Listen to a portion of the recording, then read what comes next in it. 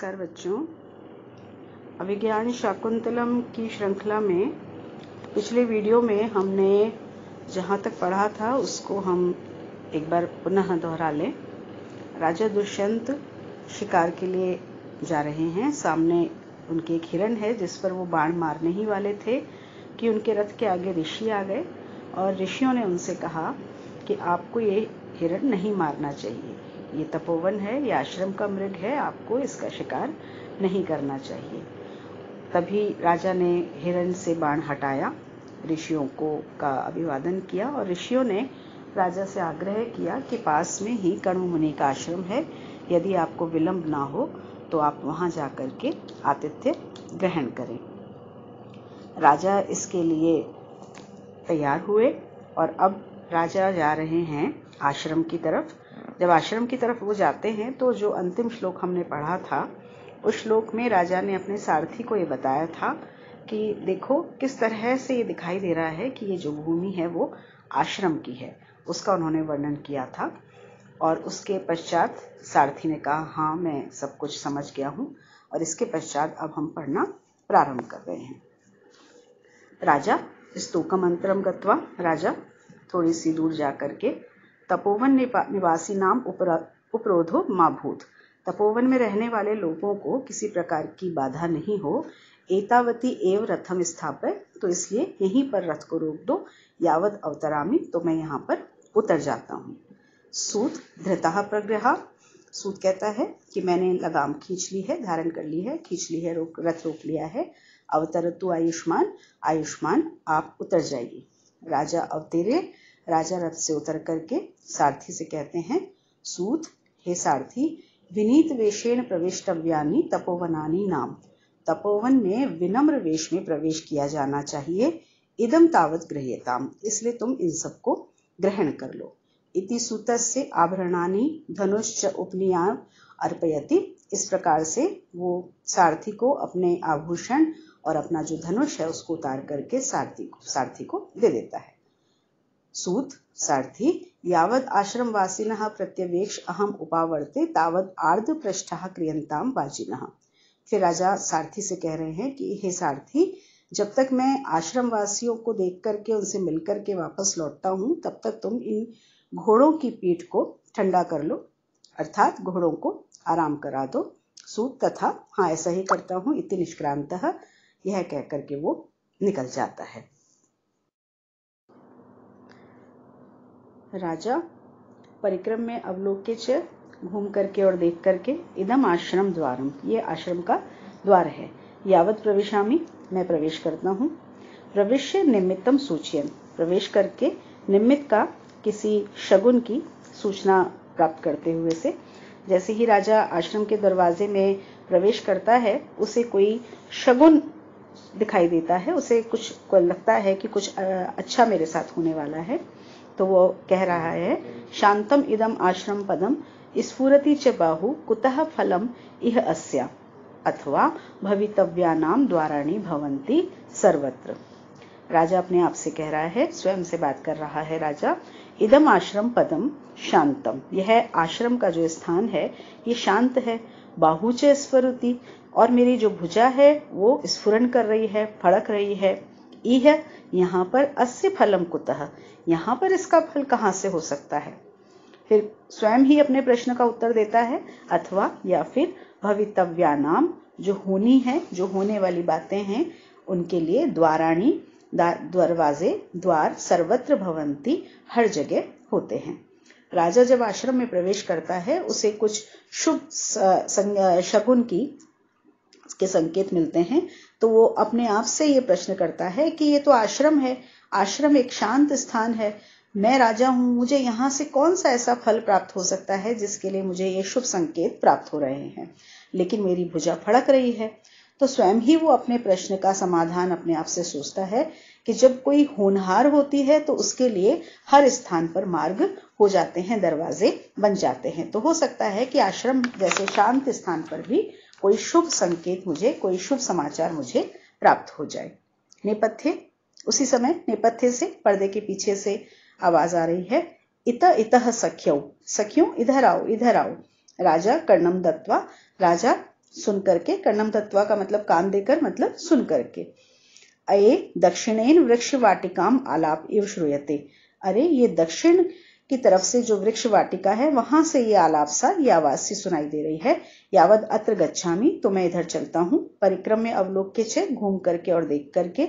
अये अरे एताः तपस्वी कन्यकः स्वप्रमाण अनुरूपै सेचन घटै बालपादपेभ्यः पयोदातुम इत एव अभिवर्तन्ते, अरे ये तो तपस्वी की कन्याएं, तपस्वियों की जो कन्याएं हैं, स्वप्रमाण अनुरूपै अपने प्रमाण के अनुसार, अपनी मात्रा, अपनी सामर्थ्य के अनुसार, सेचन घटै सींचने के घड़ों से, बालपादपेभ्यः छोटे छोटे पौधों को, पयोदातुम पानी देने के लिए, उनके जल को सींचने के लिए, इत एव अभिवर्तन्ते इस तरफ ही आ रही हैं। निपुणम निरूप्य, अच्छी तरह से ध्यान से उनको देख करके। अहो मधुरामासाम दर्शनम, आहा इनका दर्शन तो बहुत ही मधुर है, इनको देखना तो बहुत ही आनंद को देने वाला है। और फिर राजा कहता है, शुद्धांत दुर्लभम इदम वपु आश्रम वासिनो यदि जनस्य दूरीकृतः खलु गुणै उद्यान लता वन लता भी। आश्रम वासिनः जनस्य, आश्रम में रहने वाले व्यक्ति का यदि इस प्रकार से शुद्धांत दुर्लभम इदम वपु, शुद्धांत अंतःपुर में, अंतःपुर जो राजा की रानियों का रहने का निवास होता है उसे अंतःपुर कहा जाता है, रनिवास जिसे हम कहते हैं। तो अंतःपुर में भी जो अत्यधिक दुर्लभ है, इस प्रकार का इदम वपुः, ऐसा यह शरीर, ऐसा यह सुंदर शरीर यदि है, आश्रमवासी आश्रम में रहने वाले लोगों का यदि इस प्रकार का सुंदर शरीर है, जो अंतःपुर में भी दुर्लभ होता है, जो अंतःपुर में भी ऐसा सौंदर्य प्राप्त नहीं होता। वन लता भी, तो वन की लताओं के द्वारा, उद्यान लता, उद्यान की लताओं को, गुणई अपने गुणों से, दूरीकृतः खलु निश्चित रूप से अपमानित किया गया है, तिरस्कृत किया गया है, नीचे किया गया है। यहाँ पर राजा उन कन्याओं का, जो तपस्वी कन्याएं आ रही हैं, उनको देख करके, उनके सौंदर्य को देख करके राजा ये सोच रहा है कि यदि आश्रम में रहने वाले व्यक्ति का इतना सौंदर्य हो सकता है, जो कि अंतःपुर में रहने वाली रानियों में भी सौंदर्य दुर्लभ है, तो ऐसा लग रहा है जैसे वन में उगने वाली लताओं ने अपने गुणों के द्वारा उद्यान की लताओं को तिरस्कृत कर दिया है, अपमानित कर दिया है। देखिए, वन में जो लताएं होती हैं वो स्वयं उगती हैं, उनको कोई देखने वाला नहीं होता, उनमें कोई ऊपर से कोई संभाल नहीं होती है। लेकिन उद्यान की जो लता होती है वो हम उद्यान बनाते हैं, हम उसमें लता लगाते हैं, हम उसकी देखभाल करते हैं। तो इसी प्रकार से जो रनिवास में स्त्रियां रह रही हैं, जो रानियां रह रही हैं, उन्हें अपने सौंदर्य को बढ़ाने के, संभालने के, उनकी शोभा में वृद्धि करने के सभी साधन उनको प्राप्त हैं। लेकिन जो आश्रम में रहने वाली कन्याएं हैं, उनका जो सौंदर्य है वो कृत्रिम नहीं है, वो प्राकृतिक सौंदर्य है। इसलिए उन्होंने यहाँ पर वन लता और उद्यान लता की उपमा दे करके आश्रम की कन्याओं और रनिवास की जो रानियां हैं उनके सौंदर्य की तुलना की है। यावद इमाम छायाम आश्रित्य प्रतिपालयामी, तो मैं यहाँ पर छाया लेकर के, इस छाया का आश्रय लेकर के मैं यहाँ पर प्रतीक्षा करता हूँ। इति विलोक्यन स्थिता, इस प्रकार से उनको देखता हुआ वो स्थित हो जाता है, वहीं पर रुक जाता है। ततः प्रविशति यथोक्त व्यापारा सह सखीभ्याम शकुंतला, उसके बाद में जैसा बताया गया उसी प्रकार के कार्य करती हुई शकुंतला अपनी सखियों के साथ, सखीभ्याम तो दो सखियां हैं उसकी, द्विवचन लगा हुआ है यहाँ पर, तो दो सखियों के साथ में शकुंतला मंच पर प्रवेश करती है। अब तक ये सब मंच के पीछे से सुनाई दे रहा था, अब ये तीनों मंच पर प्रवेश कर जाती हैं। शकुंतला इतः सख्यो, सखियों इधर आओ, इधर आओ। अनुसुया, अनुसुया उसकी एक सखी है शकुंतला की। हला शकुंतले, सखी शकुंतला त्वतो अपि तात काश्यपस्य आश्रम वृक्षकः प्रियतरा इति तर्कयामि, मैं ऐसा मानती हूँ कि तात काश्यप को, पिता कण्व को, कण्व का ही नाम काश्यप है, ये ध्यान रखिएगा आप लोग, तात काश्यप को, पिता काश्यप को, त्वतो अपि तुमसे भी आश्रम वृक्षकः, आश्रम के ये जो छोटे छोटे पौधे हैं ये अधिक प्रिय हैं, ऐसा मैं सोचती हूँ। ये नवमालिका कुसुम पेलवा अपि त्वम एतेषाम आलवाल पूर्णे नियुक्ता, क्योंकि उन्होंने नवमालिका के पुष्प के समान, नवमालिका चमेली के पुष्प के समान, पेलवा अपि कोमल भी, त्वम एतेषाम, तुमको इनकी आलवाल पूर्णे, इनकी क्यारियों को भरने के लिए नियुक्त लगा रखा है। शकुंतला न केवलम तात नियोग एव, ये केवल तात का कहा हुआ कार्य ही नहीं है, उनकी आज्ञा ही नहीं है। अस्ति में सोदर स्नेहे अपि एतेषु, मेरा भी इनके ऊपर सोदर के समान, जो सगा भाई होता है, सगी बहन होती है, सहोदर के समान मेरा भी इनके प्रति प्रेम है। यहाँ पर शकुंतला से अनुसुईया कह रही है, एक तरह से यहाँ पर सखियों की हल्की फुल्की बातचीत चल रही है। तो शकुंतला से अनुसुईया कह रही है कि सखी, मुझे ऐसा लगता है कि पिता कण्व को तुमसे ज्यादा ये पौधे प्रिय हैं। तुम इतनी कोमल हो, चमेली के समान कोमल हो, लेकिन तुम्हें कैसे कार्य में लगाया हुआ है? इन पौधों की क्यारियों को भरने के लिए। पौधे के चारों तरफ हम एक घेरा बना देते हैं जिसमें पानी डाला जाता है, उसी को क्यारी, आलवाल या थाले इस प्रकार से कहा जाता है। तो शकुंतला इसका उत्तर देती है कि ऐसा नहीं है कि ये पिता की ही आज्ञा है, पिता की आज्ञा तो है, इसलिए तो मैं कर ही रही हूँ। इसके साथ साथ इन पौधों के प्रति मेरे मन में उसी प्रकार का प्रेम है जैसा किसी सोदर जो एक ही माँ की संतान होती हैं, उनको सउदर सोदर कहा जाता है। तो सगे भाई के जैसे, सगे भाई बहनों के समान मेरे मन में इनके प्रति प्रेम है, इसलिए भी मैं इनका इतना ध्यान रखती हूँ। इति वृक्ष सेचनम रूपयति, और फिर वो वृक्ष सींचने का अभिनय करती है। राजा आत्मगतम, राजा अपने मन में, जब भी इस तरह की कोई बात चल रही है और किसी के सामने अगर कोष्ठक में आत्मगतम लिखा हुआ आता है, तो इसका मतलब है कि वो पात्र इस समय सामने नहीं कह रहा है, बल्कि अपने मन में ये बात सोच रहा है। कथम इयम सा कण्व दुहिता, क्या यही वह कण्व की पुत्री है? असाधुदर्शी खलु तत्र भवान काश्यपः, यह इमाम आश्रम धर्मे नियुक्तः। तो वो जो माननीय कण्व हैं, काश्यप हैं, वो वास्तव में असाधुदर्शी, सही ज्ञान वाले नहीं हैं, विवेक से रहित हैं, जो उन्होंने इसको आश्रम के कार्यों में, इस प्रकार के आश्रम के कार्यों में लगाया हुआ है। राजा जब उसको देखता है शकुंतला को, तो उन्हें लगता है कि इतनी कोमल यह कन्या है, और कण्व ने क्या किया हुआ है कि उसे आश्रम के कठोर कार्यों में लगाया हुआ है। तो वास्तव में जो कण्व हैं वो असाधुदर्शी हैं, विवेक से रहित हैं, समझदार नहीं हैं, जो उन्होंने उसको इस प्रकार के आश्रम के कार्यों में लगाया हुआ है। यहाँ पर काश्यप से पहले तत्र भवान लिखा हुआ है। इस तत्र भवान का तात्पर्य क्या है? यहाँ जैसे हम किसी को आदरणीय, सम्माननीय संबोधित करते हैं, तो जब हम किसी को इस प्रकार का संबोधन देते हैं, वो व्यक्ति यदि हमारे पास में होता है, पुरुष है, तो हम उसको अत्र भवान कहेंगे, और यदि वो स्त्री है तो हम उसको अत्र भवती कहेंगे, यदि वो हमारे निकट है। यदि वो हमसे दूर है, तो पुरुष है, तो हम उसको तत्र भवान कह करके संबोधित करेंगे, एक सम्मान सूचक शब्द है ये। और अगर वो स्त्री है तो हम उसको तत्र भवती कहेंगे। तो क्योंकि काश्यप यहाँ नहीं है, उनको आदर देते हुए भी उसने ये कहा है कि तत्र भवान काश्यपः, वो माननीय सम्माननीय जो काश्यप हैं वो सही निर्णय नहीं ले रहे हैं, जो शकुंतला को उन्होंने इस कार्य में लगाया हुआ है। इदम किला व्याज मनोहरम वपुः तपः क्षमं साधितुं य इच्छति ध्रुवं स नीलोत्पल पत्रधारिया शमिलताम चेतुम ऋषिर व्यवस्यति। अब यहाँ पर उसी बात को उन्होंने श्लोक में कहा है। राजा कह रहे हैं, यह ऋषि, जो ऋषि अव्याज मनोहरम, व्याज कहते हैं किसी कृत्रिमता को, अव्याज मतलब जिसमें कोई कृत्रिमता नहीं है, जो स्वभाव से ही है, प्राकृतिक रूप से है, मनोहरम सुंदर है, जो प्राकृतिक रूप से ही सुंदर, इदम वपु इस शरीर को, तपः क्षमं साधितुम इच्छति तप के योग्य बनाने की इच्छा रखता है। यह ऋषि, जो ऋषि अव्याज मनोहरम प्राकृतिक रूप से स्वभाव से ही सुंदर, इदम वपुः इस शरीर को, तपः क्षमं साधितुम इच्छति इस शरीर को तप के समान बनाने की इच्छा रखता है। किल दुख है, खेद है कि सह वह ध्रुवम निश्चित रूप से नीलोत्पल पत्रधारिया नीले कमल के, नील उत्पल नीले कमल के पत्रधारिया पत्ते की धार से, शमीलताम शमीलता के वृक्ष को, शमीलता को छेतुम काटने का व्यवस्यति प्रयास कर रहा है।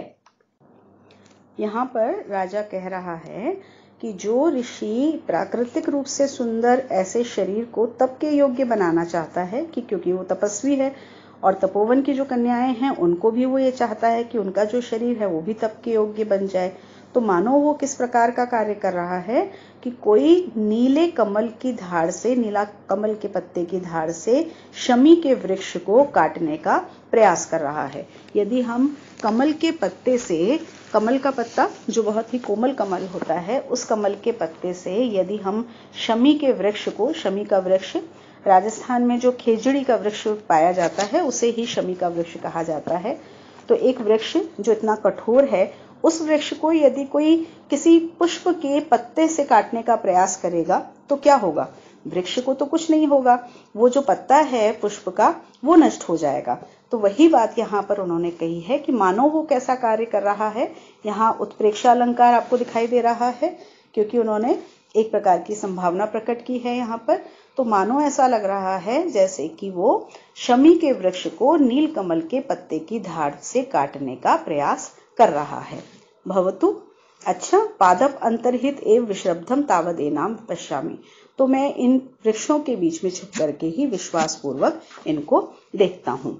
इति तथा करोति, और वो वैसा ही करता है, उन वृक्षों के पीछे छुप करके उनको देखता रहता है। अब राजा पीछे से देख रहा है उन सखियों में जो बातचीत चल रही है। शकुंतला कह रही है, सखी अनुसूये, हे सखी अनुसूया, अति पिनद्धेन वल्कलेन प्रेम वदया नियंत्रता अस्मि, कि बहुत कसकर के बांधे हुए इस वल्कल वस्त्र के द्वारा प्रेम वदा ने मुझको बांध दिया है। पर प्रेम वदा ने जो ये कस करके वल्कल वस्त्र बांधा है, इससे मैं बंध गई हूँ। शिथिलय तावद एतत्, तुम इसको ढीला कर दो। अनुसूया, तथा, अनुसूया कहती है कि हाँ ठीक है, मैं ऐसा ही करती हूँ। इति शिथिलयति, वो उसको ढीला करती है। प्रियम वदा सहासम, प्रियम वदा हास्य के साथ में। अत्र पयोधर विस्तारित्री आत्मनो यौवनम उपालभस्व, काम माम किम उपालभसे, कि ये अपने पयोधरों का विस्तार करने वाले अपने यौवन को उपालंभ दो, मुझे क्यों उपालंभ दे रही हो। राजा पीछे से कह रहा है, कामम अनुरूपम अस्या वपुषो वल्कलम न पुनर्अलंकार श्रियम न पुष्यति। भले ही यह जो शरीर है ये वल्कल वस्त्र के अनुरूप नहीं है, इसका यह जो शरीर है भले ही वल्कल वस्त्र के अनुरूप नहीं है, लेकिन फिर भी अलंकारम श्रियम न पुष्यति, लेकिन ये इसका अलंकार नहीं बन रहा है, इसकी शोभा नहीं बढ़ा रहा है, ऐसा नहीं है। क्यों? क्योंकि सरसिज मनुविद्धम शैवलेनापि रम्यम मलिनम अपि हिमांशोर लक्ष्म लक्ष्मीम तनोति, इयम अधिक मनोज्ञा वल्कलेनापि तन्वी किमिव ही मधुराणाम मंडनम नाकृति नाम। वल्कल वस्त्र की बात चली थी। प्रेमवदा ने जो वल्कल वस्त्र बांधा था शकुंतला को, कुछ कस करके बांध दिया था, और शकुंतला ने क्योंकि प्रेमवदा का नाम लेकर के कहा, तो प्रेमवदा ने भी हंसी हंसी में, जैसे सखियों में एक हास परिहास होता है, उसी हास परिहास में कह दिया था कि मुझे क्यों उलाहना देती हो, अपने शरीर को उलाहना दो, अपने यौवन को उलाहना दो, जिसने तुम्हारे शरीर का विकास कर दिया है, जिसने तुम्हारे पयोधरों को विस्तृत कर दिया है। अब राजा, क्योंकि उनकी वल्कल की बात चली थी, तो राजा उनके वल्कल वस्त्रों के लिए कह रहा है कि यद्यपि जो वल्कल वस्त्र है वो इसकी शोभा के अनुकूल नहीं है, कि इतना सौंदर्य वल्कल वस्त्रों के योग्य नहीं है, लेकिन ये वल्कल वस्त्र भी इसकी शोभा नहीं बढ़ा रहे हो, ऐसा भी नहीं है। अब उन्होंने आगे इस बात को कैसे सिद्ध किया है, तो उन्होंने यहाँ कहा है, शैवलेन अपि, जो काई होती है जल में जमी हुई, जो सिवार होती है, उसके लिए कहा है कि सिवार से भी, काई से भी अनुविद्धम, घिरा हुआ, सरसिजम, जो कमल है, रम्यम, वो सुंदर होता है। हिमांशो, चंद्रमा, मलिनम अपि, मलिन होते हुए भी, चंद्रमा का, मलिनम अपि, मलिन भी, लक्ष्म, जो चिन्ह है, उसका जो कलंक जिसको हम चंद्रमा का कहते हैं, काला धब्बा जिसे कहते हैं, उसके लिए यहाँ कहा गया है लक्ष्मीम तनोति, वो उसकी सुंदरता को, उसके सौंदर्य को बढ़ाता है। वल्कलेन, वल्कल वस्त्र के द्वारा भी, इयम तन्वी, यह सुंदरी, यह पतले दुबले अंगों वाली यह शकुंतला, अधिक मनोज्ञा, अत्यधिक मन को अच्छी लगने वाली, मनोहर, सुंदर दिखाई दे रही है। ही, क्योंकि मधुराणाम आकृति नाम, सुंदर आकृतियों के लिए, किमिव मंडनम ना, क्या वस्तु अलंकार नहीं होती है, आभूषण नहीं होती है। राजा ने कहा कि यद्यपि वल्कल वस्त्र इसके सौंदर्य के अनुरूप नहीं है, लेकिन ये वल्कल वस्त्र भी इसकी शोभा बढ़ा रहे हैं। और कैसे उपमा दी है उन्होंने किस प्रकार की उपमा दी है यहाँ पर उपमा का एक प्रकार है इस श्लोक में, प्रतिवस्तु उपमा, जहां पर एक ही सौंदर्य रूप धर्म का अलग अलग वाक्यों में निर्देश किया जाता है, वहां पे प्रतिवस्तु उपमा होता है, जो यहाँ पर दिखाई दे रहा है कि एक ही चीज की उन्होंने अलग अलग वाक्यों में उपमा दी है। तो वो कह रहे हैं कि जैसे कमल होता है, कमल जब खिलता है तो उसके चारों तरफ काई होती है, लेकिन क्या कभी उस काई से कमल की सुंदरता में कमी आती है? नहीं, बल्कि कमल की सुंदरता उस काई के घिरे रहने पर भी बढ़ती है। चंद्रमा में एक काला धब्बा होता है, एक कलंक होता है, एक दाग होता है, लेकिन क्या वो कलंक कभी चंद्रमा की शोभा को कम कर पाया? नहीं, बल्कि वो जैसे एक छोटे बच्चे के मस्तक पर एक माँ एक काला टीका लगा देती है, उस प्रकार से ये उसके सौंदर्य को बढ़ाने वाला होता है। फिर उन्होंने शकुंतला के वल्कल वस्त्र की बात की कि यह जो तन्वी है, ये दुबले पतले अंगों वाली ये जो सुंदरी है, ये वल्कल वस्त्र धारण करके भी बहुत अधिक सुंदर लग रही है, क्योंकि जो वास्तविक रूप में सुंदर होता है, जो सौंदर्य प्राकृतिक होता है, उसे कुछ भी धारण करा दिया जाए वो उसके लिए आभूषण ही रहता है, वो उसकी शोभा को बढ़ाने वाला ही होता है। आभूषण अलंकार वे होते हैं जो शोभा में वृद्धि करें, ये आप सबको पता ही है। तो यदि हमने किसी को अपनी शोभा में वृद्धि करने के लिए धारण किया हुआ है तो वो आभूषण हुए। तो यहाँ वो कह रहे हैं कि यदि कोई व्यक्ति या कोई वस्तु यदि प्राकृतिक रूप से ही सुंदर है तो उसके लिए कोई भी वस्तु आभूषण बन सकती है, और यदि कोई सौंदर्य से यह रहित है तो उसे कोई भी आभूषण धारण करा दिया जाए वो उसकी शोभा में वृद्धि नहीं कर सकता है। तो ये बात उन्होंने शकुंतला के वल्कल वस्त्र को देख करके शकुंतला के सौंदर्य के लिए की है। ये बहुत ही महत्वपूर्ण प्रश्न है जो बहुत बार प्रश्न पत्रों में भी आता है, तो आप इसको ध्यान रखिएगा।